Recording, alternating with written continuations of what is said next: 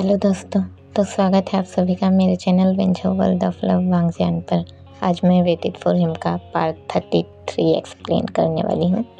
पर एक्सप्लेन करने से पहले सॉरी बोलना चाहूँगी, क्योंकि पिछला पार्ट मैं अचानक से रोक दी थी ना, और आप लोग को पता ही भी नहीं कि ये पार्ट कंप्लीट हुआ करके। तो उसके लिए सॉरी यार। कान पकड़ के बोलो तो उठक बैठक कर लूँ। अरे यार, सामने तो तब तो उठक बैठक करूँगी। अब कहानी शुरू किया जाए। कहानी अपनी लू और साव से ही शुरू होती है। जब लू एकदम इधर से उधर चिल्लाते रहती है, रोते रहती है और साव को खुद से दूर धकेल देती। तुम भी चले जाओ, तुम भी चले जाओ, मुझे सबने छोड़ दिया, तुम भी जाओ यहाँ से। और साव जैसे तैसे जो दूर फेंका गई थी वो तो उठती है, खुद को ठीक करती है और लू के पास जाती है। लू के फेस को पकड़ती है प्यार से और बोलती है, लू मुझे देखो, मेरी आँखों में देखो, तुम्हें क्या दिख रहा है। लू रोते रहती है, लू के आँखों में आंसू बहते रहते हैं। पूरा उसके चेहरे से, उसके फेस से एक एक आंसू बहते रहते हैं। साव लू के फेस को पकड़े हुए रहती है तो बोलती है, लू मैं तुम्हें कभी नहीं छोड़ने वाली, तुम्हें कभी भी छोड़कर नहीं जाऊंगी, कभी नहीं। तुम प्लीज़ कभी इस बात से मत डरना। लू जो कि साव की आंखों में देखती रहती है, साव की आंखों में भी आंसू होते, बिल्कुल हल्के हल्के, उतनी ज़्यादा नहीं। तो साव की आंखों में देखने पर लू को ऐसा लगता है जैसे कि सारी दुनिया का प्यार साव की आंखों में आ गया हो। साव ऐसे लू के फेस को पकड़ के उसे देखती ही रहती है और लू की आंखों से आंसू बहते रहते, वो साव को ऐसे ही देखती रहती है। अब साव धीरे धीरे लू को किस करना शुरू करती है, उसे किस करते रहती है और लू भी बैक टू किस करती रहती है। लू की आंखों से आंसू बहते रहते हैं, साव भी रोती रहती है। ये दोनों रोते हुए ही एक दूसरे को किस करते रहते हैं। अब सीन शिफ्ट होता है अपने ये बाई और किंग के पास। ये बाई ने जो अपने किंग को पकड़ के किस करना शुरू ही किया था, तो अपना किंग दूर हटाते रहता है ये बाई को खुद से कि छोड़ो करके। अब किंग ये थोड़ी ना चाहेगा कि वो हॉस्टल में आया है तो वो किस करे, वो नहीं चाहते रहता है, इसलिए खुद से दूर करते रहते हैं।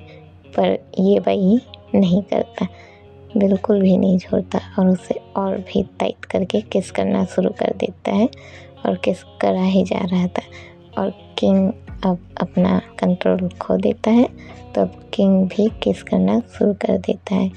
अब किंग का एक हाथ ये भाई के सिर पर होता है, उसके बालों पर, और दूसरा हाथ उसके कमर पर होता है। ये दोनों ऐसे एक दूसरे को किस करते रहते हैं। अब धीरे धीरे ये बाई किंग के सर के बटन खोलना शुरू कर देता है, तो किंग दूर हट जाता है, छोड़ देता है किस करना और बोलता है, ये सब अभी नहीं। तो ये बाई बोलता है, अभी नहीं तो कब? तो किंग बोलता है, मतलब मैं भी सब नहीं चाहता।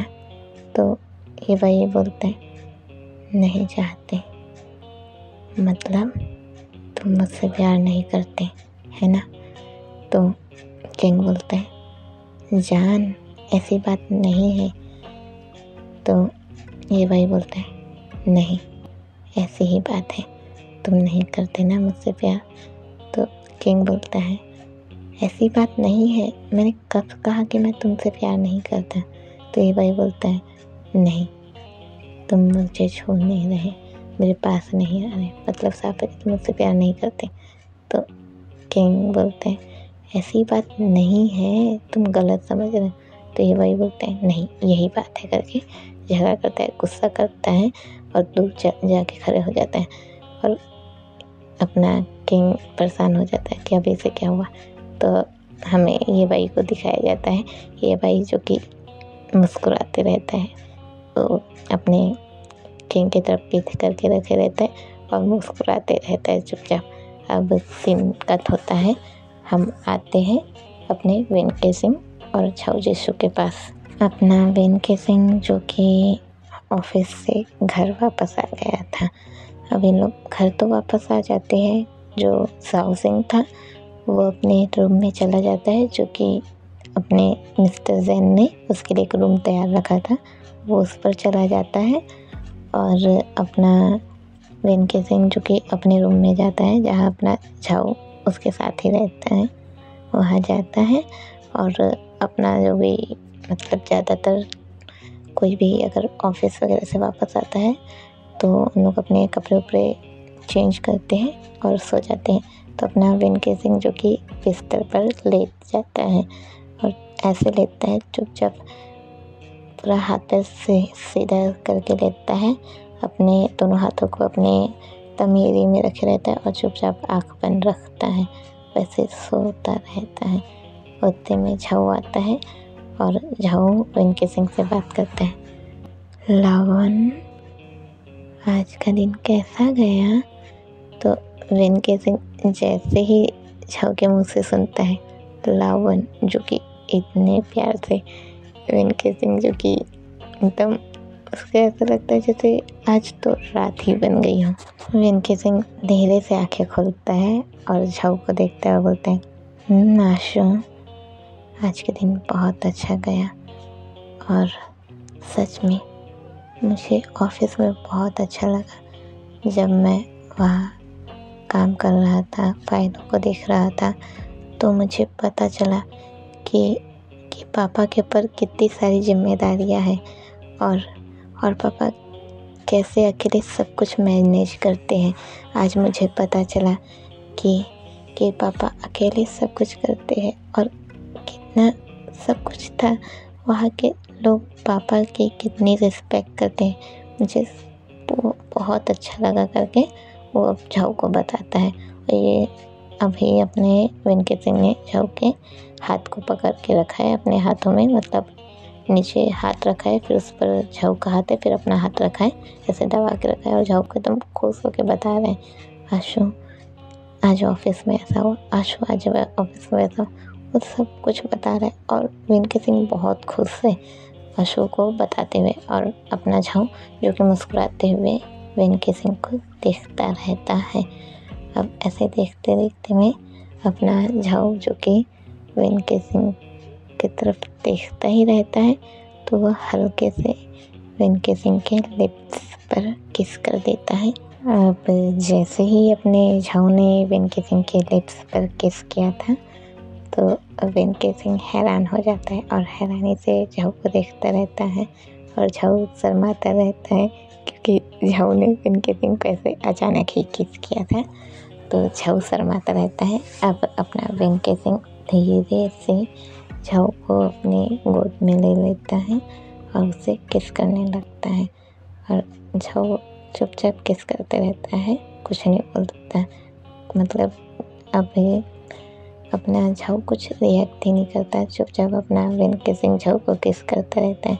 अब किस करता करता ही वो उसके नीक पर जाता है, नीक पर किस करता है और फिर धीरे धीरे नीचे आता रहता है।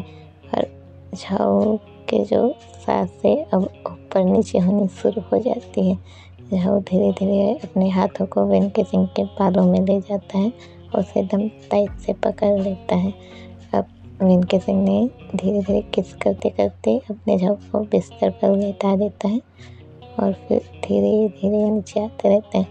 अब वेंके सिंह अपना एक हाथ झाऊ के लोअर पार्ट पर ले जाता है और वहाँ रफ करना शुरू कर देता है, और इधर झाऊ की सांसें जो कि ऊपर नीचे होती ही रहती हैं, और वेंके सिंह अब झाऊ को प्लेजर देते रहता है और झाऊ जो कि सिर्फ गहरी गहरी सांसें ही लेता रहता है। अब सीन कट होता है, हम आते हैं एक जगह पर जहाँ अपना वुशी रहता है, जो कि कहीं जाता रहता है, और उसे कहा जा रहा है ये तो किसी को नहीं पता, पर उसे कहीं जाते ही रहता है। तभी युआन भी जो कि अभी वो किसी काम से बाहर जाता रहता है, तब वो ओशी को जाते हुए देख लेता है। तो वो सोचता है कि ओशी अभी कहाँ जा रहा है। वो ऐसा सोच के ओशी का पीछा करता है कि क्या बात है, ओशी कहाँ जा रहा है। और जब ओशी का पीछा करता है तो देखता है कि ओशी गया है एक बार में।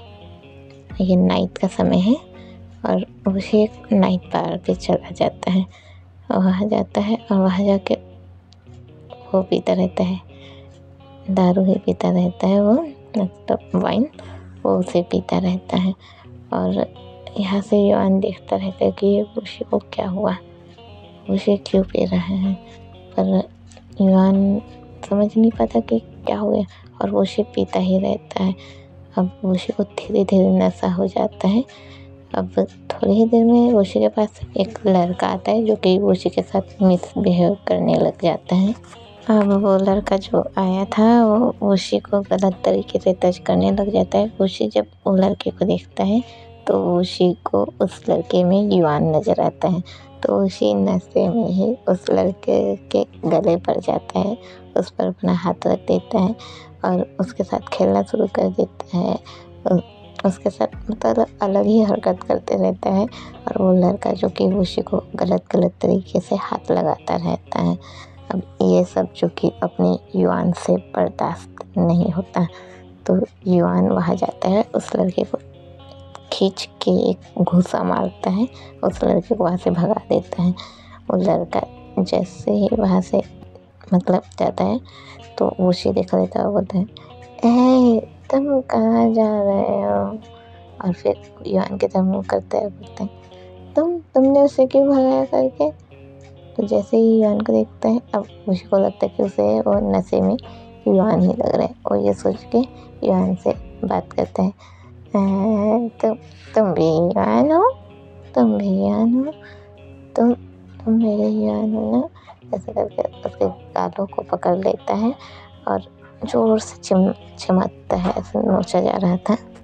ओशी युआन के गालों को जोर से नोचते रहता है, बोलते हैं तुम युआन हो, नहीं तुम युआन नहीं हो, युआन तो घर में होगा अभी। और ओशी की अब आँखों से धीरे धीरे आंसू बहना शुरू हो जाते हैं और ओशी रोना शुरू कर देता है, बहुत रोता है, बोलता है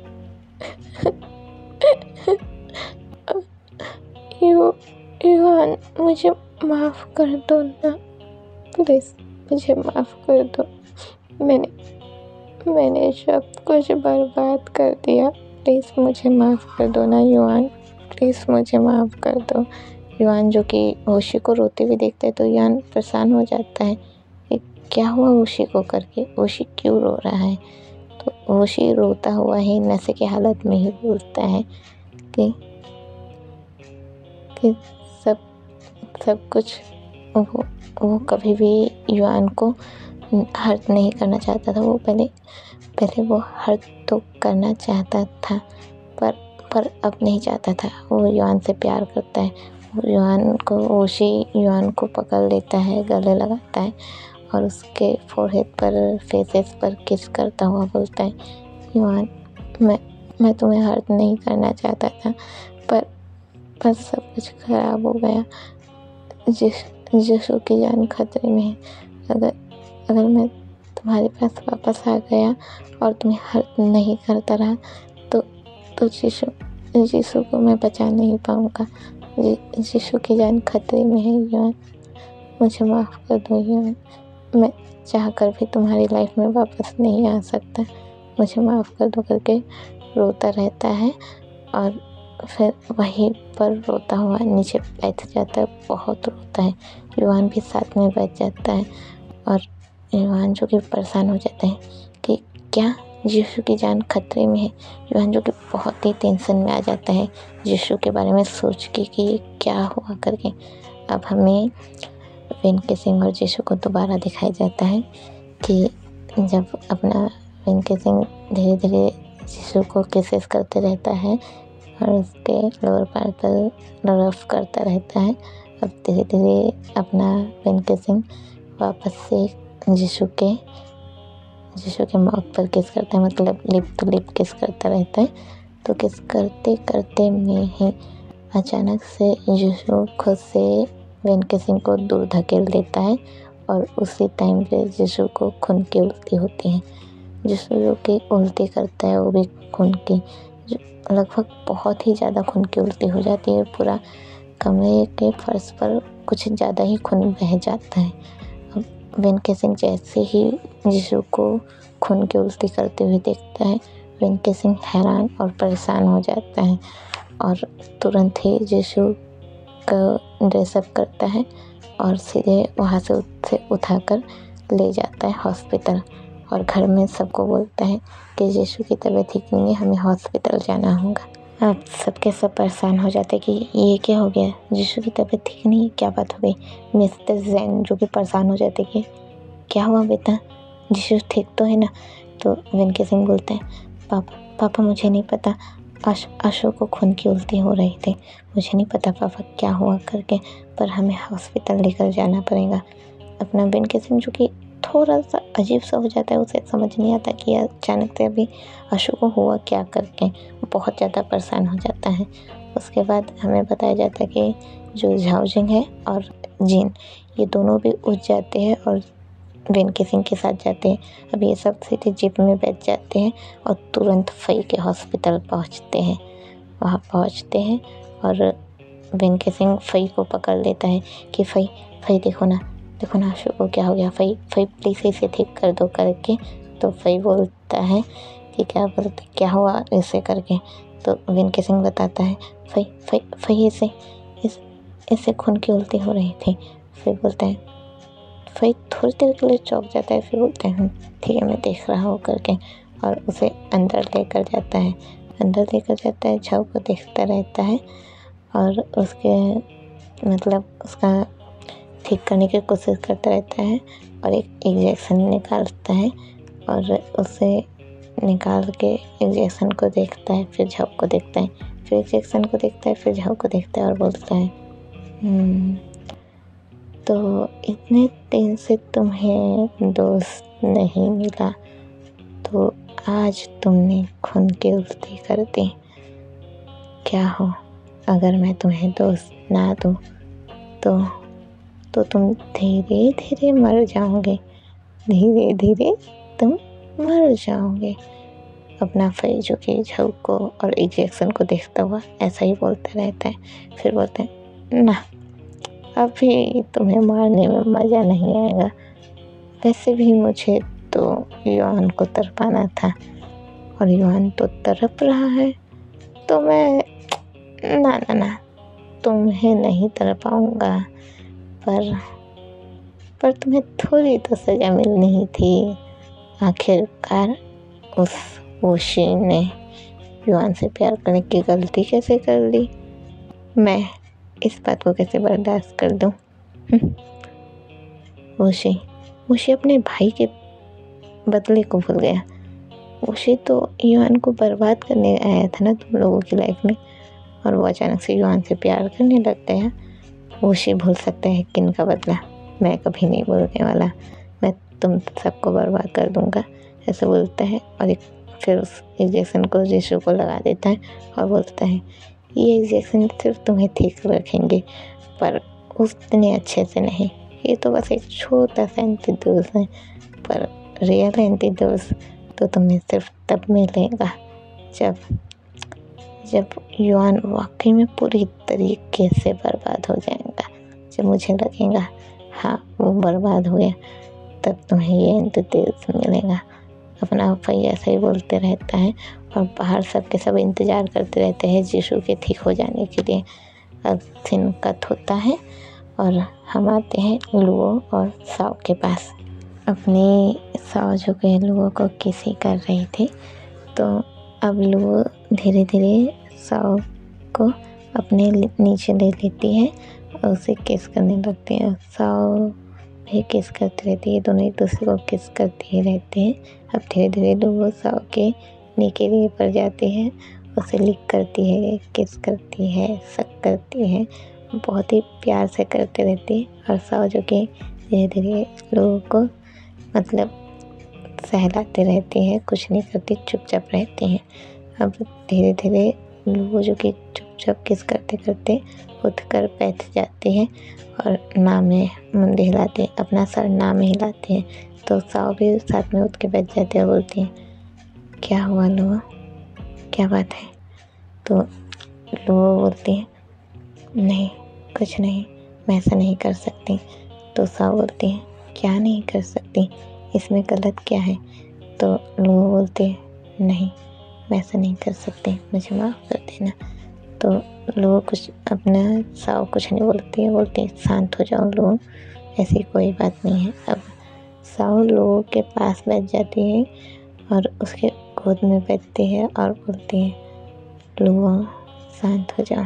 उसे कस के गले लगा लेती है, हक कर लेती है और बोलती है, तुम जब उस दिन सो रही थी तो तुम मम्मा मम्मा कर रही थी, तुम मम्मा मत जाओ बोल रही थी, क्या बात है लुआ, क्या बात है, क्या मैं जान सकती हूँ?